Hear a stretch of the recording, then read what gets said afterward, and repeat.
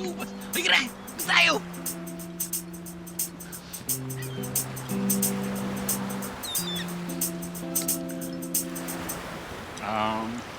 Hello, miss. Hello. Ah, wait. Thank you.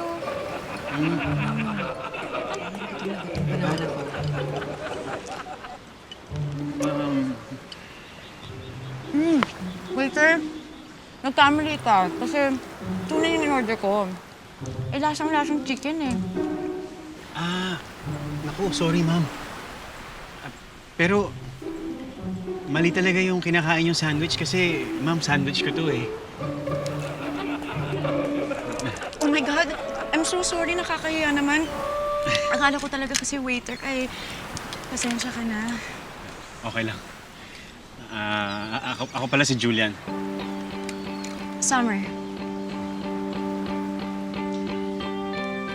Cancer ka, no? Ha? Yung zodiac sign mo. Cancer. Paano mo nalaman? Yung demeanor mo eh. Calm, sensitive.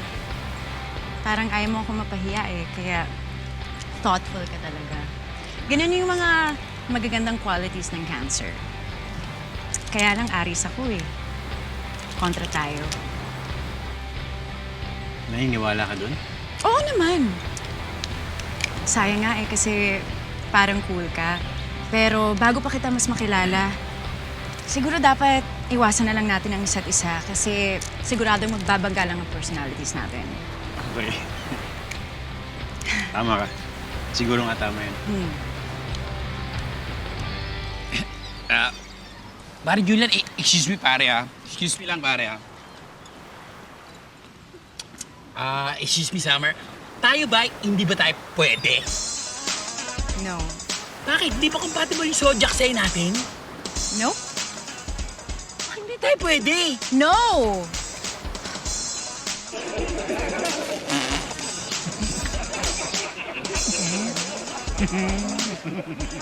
Doon pare. Miss, kukunin ko lang yung juice ko. Juice ko yan eh. Sarap ha? Sarap no? Sarap ng libre eh. Isa mo Julian. Ano bang gagawin mo rito? Andito tayo sa Boracay. Tatambay-tambay ka lang sa kwarto. Sandali, pwede? Ha? Kakain kami sa labas eh. Magre-restaurant kami nila nanay. Okay, hayaan mo ako magpapogi ng konti. Pwede? Papalit lang ako kahit polo shirt man lang. Ha? Sandali lang, Bart. Pwede? Bilisan mo pare. Hugas lang ako ng konti, pare. Kaya naman dito. Tego na nga lang to sa beach front.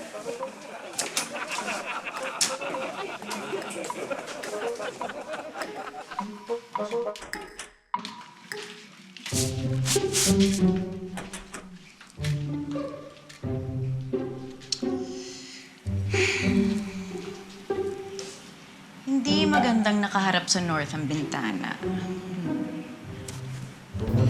Ano, Bart? Maganda ba tong polo ko? Anong ginagawa mo dito? Kwarto ko to eh. Anong ginagawa mo dito? Sorry, kasi yung may-ari ng hotel nito, kliyente ko. Interior designer ako eh, kaya pina-ocular niya sa akin yung vacant na room. Siguro nagkamali lang siya ng bigay na number. Nanindupit pala magpalusot ng mga Aris, no? Mga Scorpio yun, no? Oo, huwag kang nalapit, ha? Hindi tayo compatible, remember? Okay, sorry na. Sorry na. Una na ako. Bye. Siya nga pala, yung tanong mo kanina, kung maganda yung polo mo. Maganda siya.